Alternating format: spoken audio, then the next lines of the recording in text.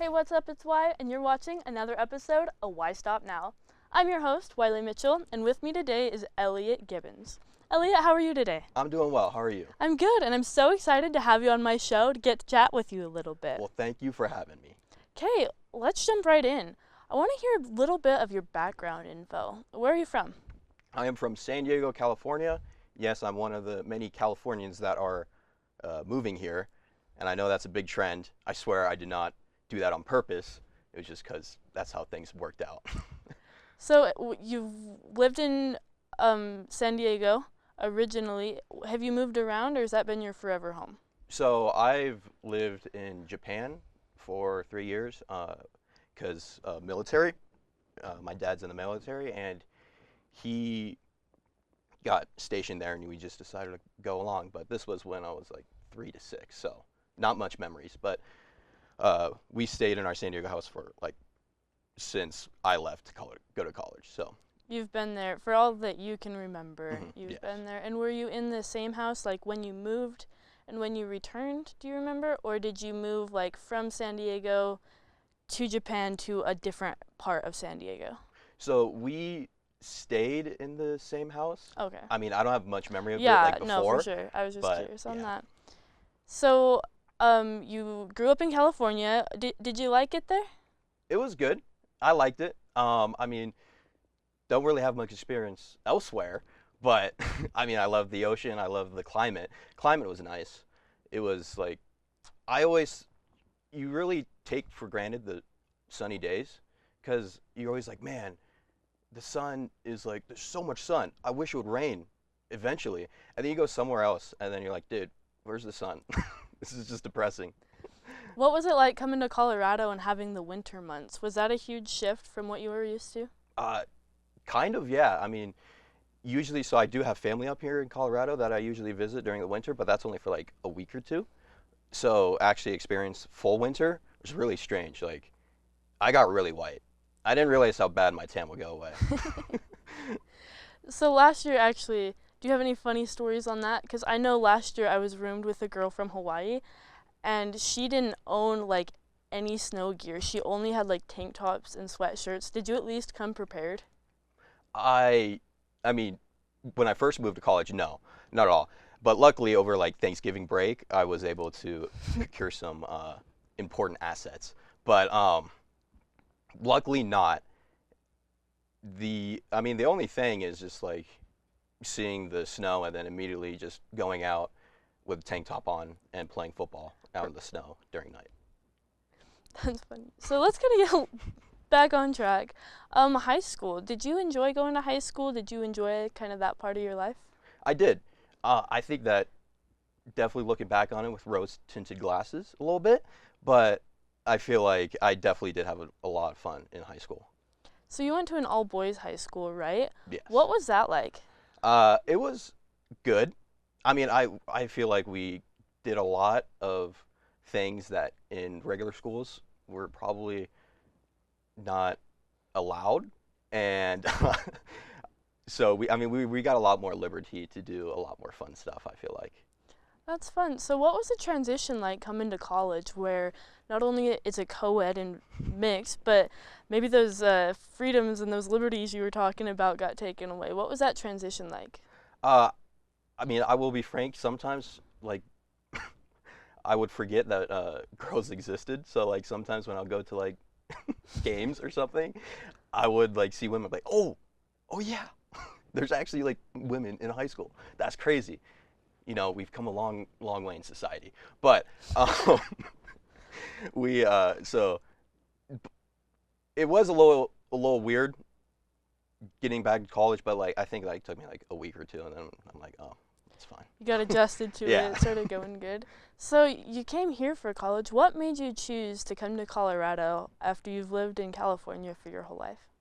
So I think one of the main reasons is because I have family here. I mean, I wanted to leave California. Once again, hopping on that trend. Oh yeah, I mean, you know, I'm a bandwagon. When the Patriots start doing well, you know, you gotta vote for them. You know what I mean? But I totally just wanted to move away, and then I also have family up here, and so I think it would have been a lot more fun because it was usually a huge trip to see family because we were kind of away from my whole Right. family. And now that I only have like an hour compared to like a 12-hour drive, it's like really cool to see like I actually can like go in a weekend and just go visit my grandparents or something like that. That's super cool. So you've been here in CMU. You're a sophomore this year.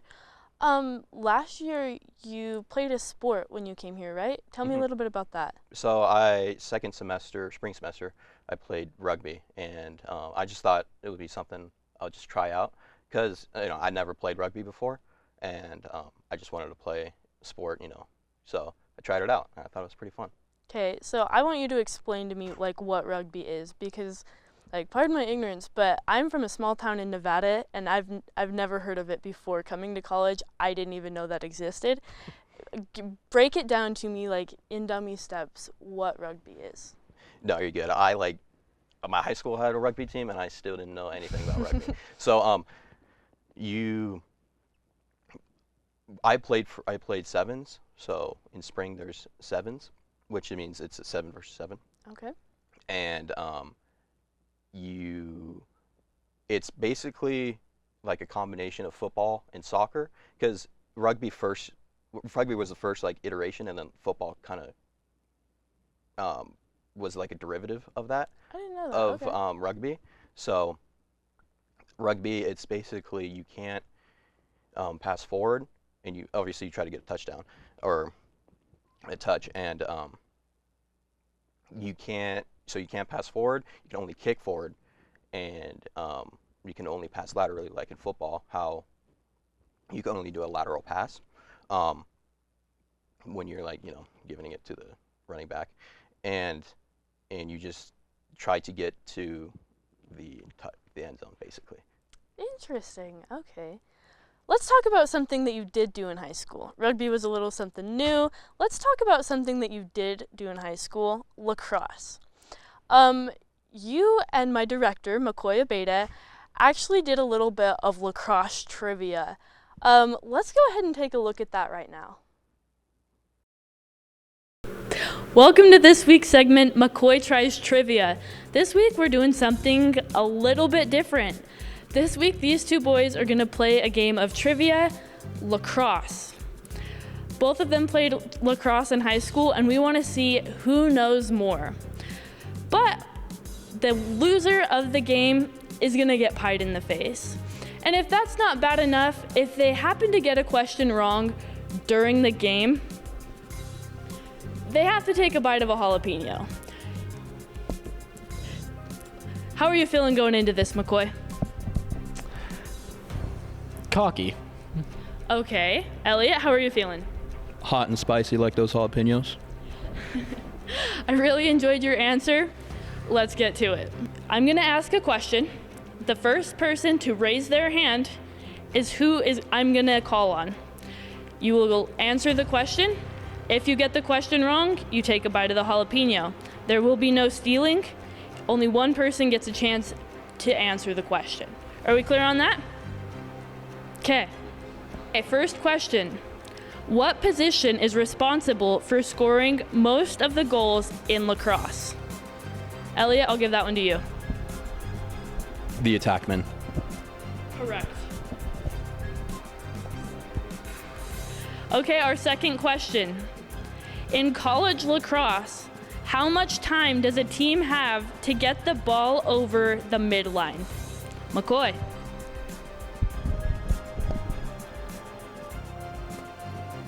30 seconds? Grab a jalapeno. The correct answer is 20 seconds.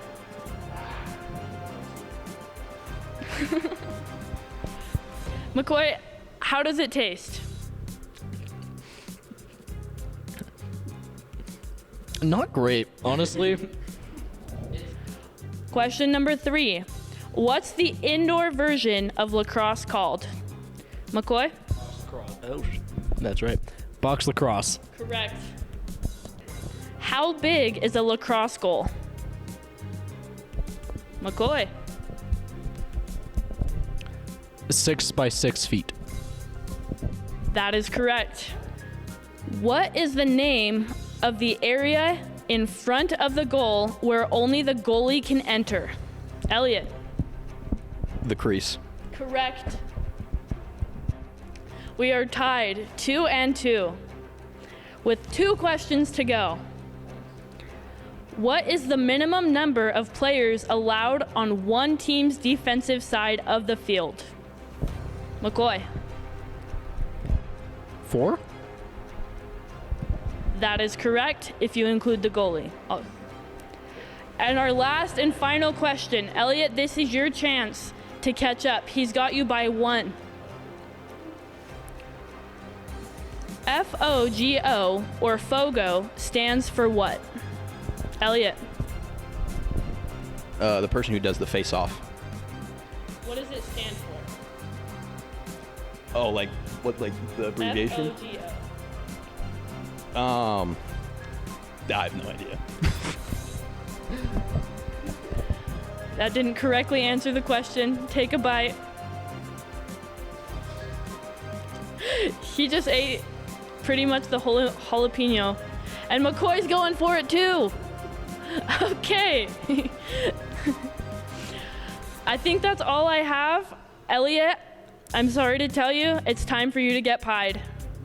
Oh, there's another cookie crumb. McCoy, how do you feel about your victory? I think that meant good. Elliot, how do you feel about your loss? It's a tough loss. You know, McCoy really came out there in the second half. Really became the better team. And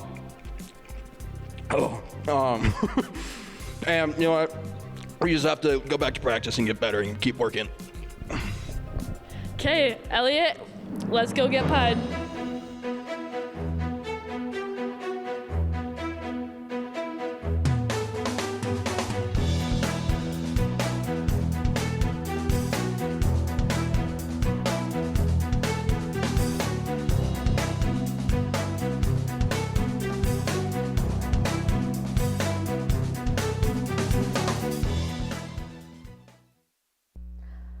That was something.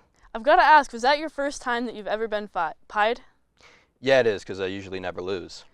Well, you took it like a champ. How was it? Sad, but also delicious. Okay. It's pretty good. Okay, that's fair. So, so let's get back into it. That was awesome. I just want to say that again. That was really funny. But let's switch gears. Tell me, what's your degree right now? What are you doing? I am a computer scientist. Really? That is super cool. So tell me a little bit about that. So, computer scientists, we work with computers and we're scientists. So, Okay. but no, so we basically learn how to code and how to use computers to their best benefits. If that makes sense, and we try to, basically we're problem solvers. We get presented with a problem and we try to create create